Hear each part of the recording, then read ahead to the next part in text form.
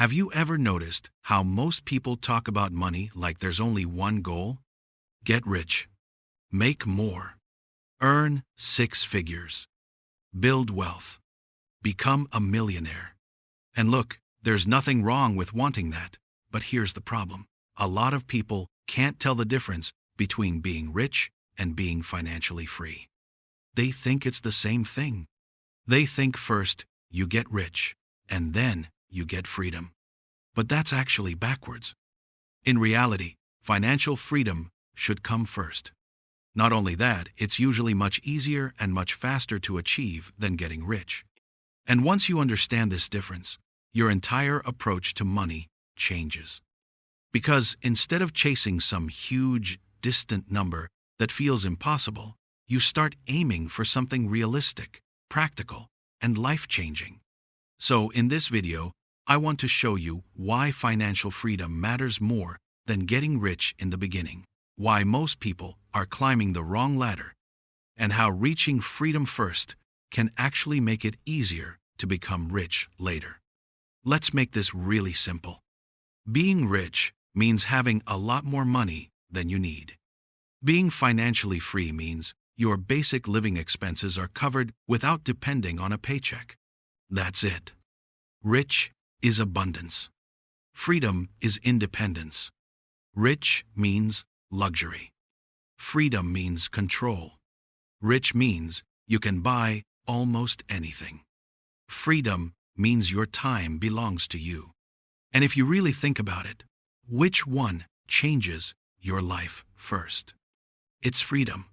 Because the biggest pain in most people's lives is not that they can't buy a yacht. It's that they can't stop working. They can't say no to a bad boss. They can't take a break when they're burned out. They can't walk away from a job they hate. They can't move cities. They can't try starting a business. They can't breathe.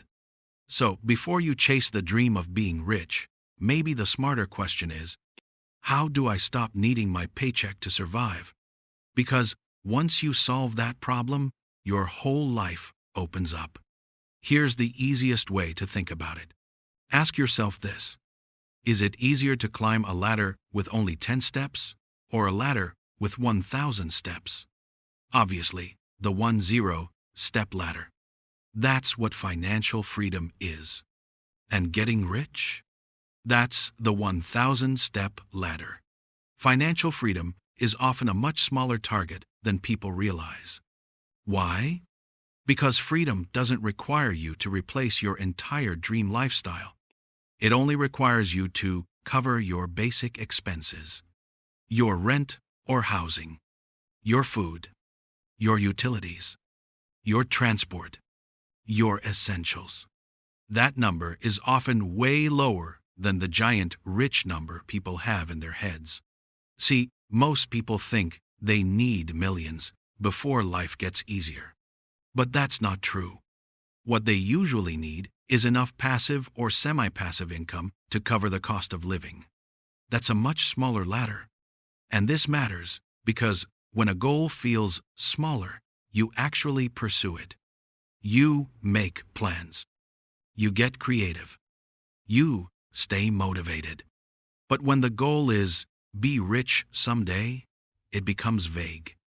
It becomes emotional. It becomes this giant mountain that keeps moving further away. And that's why so many people stay stuck. They're trying to climb the 1,000-step ladder first, when they could have climbed the 10-step ladder, changed their life, and then gone after the bigger ladder from a much stronger position. So, if you're serious about improving your finances, focus on the easier goal first. Get free. Then, get rich. And if this sounds too theoretical, let me give you a real-life example that makes this idea incredibly clear. Because once you hear this, you'll realize financial freedom isn't always about earning more. Sometimes it's about designing your life differently. Here is a practical case story you will be able to relate to. There was a student who figured this out in a really smart way. She was living in a flat in an expensive city. Like a lot of people, She assumed financial freedom was something far off in the future, something that would only happen after years of hard work, a successful career, maybe a business, maybe investing, end quote. End quote. Maybe a lot of luck. In her mind, freedom was expensive. Then she looked at her situation differently. She realized something simple but powerful. What if she rented out her current flat and moved somewhere much cheaper? Not just cheaper, somewhere more affordable and more exciting. A more exotic location where her living costs would be dramatically lower. So that's exactly what she did. She rented out the flat she already had. That rental income started coming in. Then she moved to a place where her monthly expenses were far less than what she had been spending before. And suddenly, the passive income from renting out her flat was enough to cover all of her living expenses. Think about that. She didn't become a millionaire. She didn't build a giant company overnight. She didn't get rich first. She simply rearranged her life in a way that allowed her passive income to exceed her basic expenses. And just like that, she was financially free. Immediately. In fact, she even had money left over. So not only were her essentials covered, she could still save. That's the key idea people miss. Financial freedom is not always about making some massive leap in income.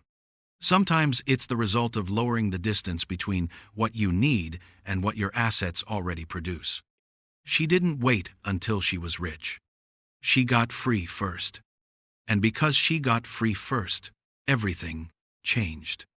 She now had flexibility. She had time. She had breathing room. She had options. And those options are what most people are really looking for when they say they want money. Not just money itself, but what money allows them to do. Now here's the most important part of the story. Only after she became financially free did she start building her business to become rich. That order matters. Because once her survival no longer depended on a paycheck, she could think differently. She didn't have to build her business from a place of panic. She didn't have to say yes to every bad opportunity. She didn't have to rush. She didn't have to constantly ask, "How am I going to pay my bills this month?" She already had that covered. And when your basics are covered, you become much more powerful. You can make long-term decisions. You can focus. You can take smart risks. You can learn new skills. You can build something meaningful. That's why financial freedom is so often the better first goal. Because it gives you the one thing most people never have enough of. Time. Time to think. Time to experiment. Time to recover. Time to build. And ironically, that freedom often becomes the very thing that increases your chances of getting rich later. So, instead of thinking, "I need to get rich before I can be free," start thinking, "How can I become free first, so I can finally give myself the space to build wealth?" That's the smarter path. So, what should you do with this idea? Here's the practical takeaway. Your first financial target should not necessarily be a huge net worth number. Your first target should be this: create enough passive income to cover your basic expenses. That might come from rental income, dividends, interest, a side business that runs without your constant involvement, digital products, royalties, a small online income stream, or even a combination of several smaller sources. The goal is not perfection. The goal is coverage. You want to get to the point where your essentials are paid for without needing to trade your time every single month just to survive. And the second part of the strategy is just as important. Look at your expenses honestly. Because financial freedom has two sides. One is increasing passive income. The other is reducing the amount that passive income needs to cover. A lot of people obsess over making more and ignore the fact that their lifestyle keeps getting more expensive. That's like climbing the ladder while someone keeps adding more steps. If you can lower your required monthly cost of living even temporarily, you can reach freedom much faster. That doesn't mean living a miserable life. It means being intentional. Maybe you downsize. Maybe you move. Maybe you house hack. Maybe you rent out a room. Maybe you spend less on status and more on flexibility. Maybe you stop trying to look rich and start trying to become free. That shift alone can change everything. Because once you are no longer tied to a paycheck, you unlock the most valuable financial advantage of all. You can finally focus on building wealth without desperation. You can start a business because you want to, not because you're panicking. You can invest patiently. You can make better decisions. You can play the long game. And that is where real wealth often begins. So let's bring it all together. Being rich and being financially free are not the same thing. Getting rich is the 1,000-step ladder. Financial freedom is the 1,000-step ladder. And if you try to climb the giant ladder first, you might spend years feeling stuck, overwhelmed, and exhausted. But if you focus first on freedom, on covering your basic living expenses with passive income, you can change your life much sooner than you think. That freedom gives you time. It gives you control. It gives you confidence. And most importantly, it gives you the space to actually pursue wealth from a position of strength. So don't wait to get rich before you start living with freedom. Aim for freedom first. Then use that freedom to build the life and maybe the wealth you really want. This brings us to the end of this video. Thanks for watching. And if you found these insights valuable, don't forget to like, subscribe, and hit the bell icon for more such thought-provoking ideas. And I'll see you in the next video here on Business Strategist, where we turn ideas into impact.